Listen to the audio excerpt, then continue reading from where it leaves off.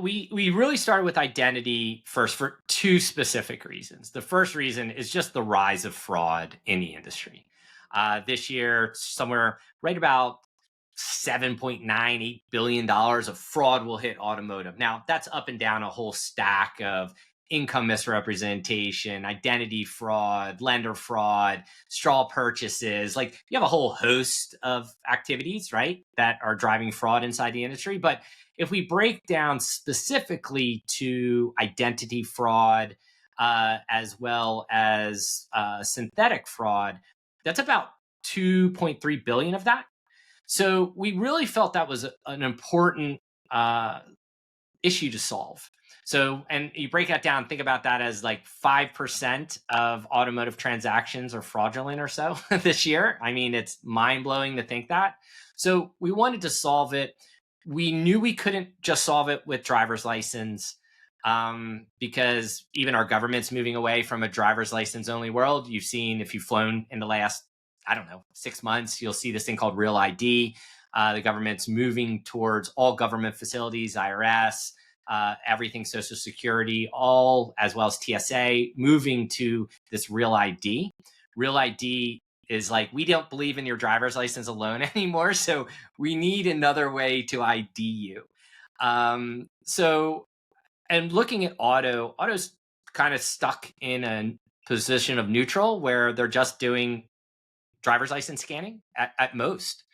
When we realized, okay, that would not be enough. So we looked around and we first started with looking at the browser that the customer is accessing on, if they're remote. If they're at the dealership, you don't have that. But if they're remote, we were able to start IDing the browser to know, are they coming from a fraudulent IP? Are they saying in a conversation they're in Ohio, yet it's resolving to China, Eastern Europe, Africa, somewhere else? So our first part was to fingerprint the browser. And then this is why Equifax came into play. We found an opportunity to partner to do device verification. So we said the phone in the customer's hand is probably one of the most accurate ways to ID somebody.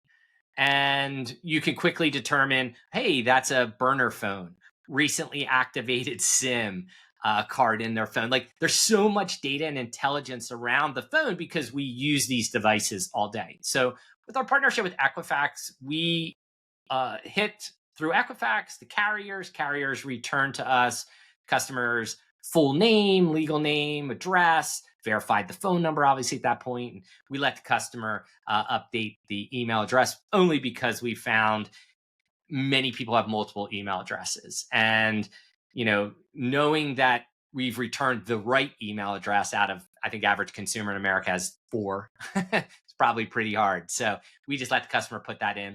Then we do driver's license, and then we do what we consider the basics of our industry, synthetic ID, as well as red flag and OFAC. And we run some additional government agency data in the back to also match it against the driver's license address and the address returned through Equifax. So we're doing kind of a very multi-point process of verification. And our number one goal is stop fraud right up front.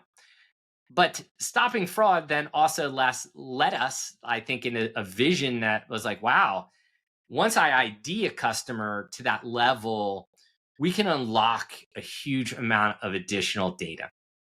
And that's probably one of the most exciting things right now for Core, was the ability to look past, okay, I've ID'd them.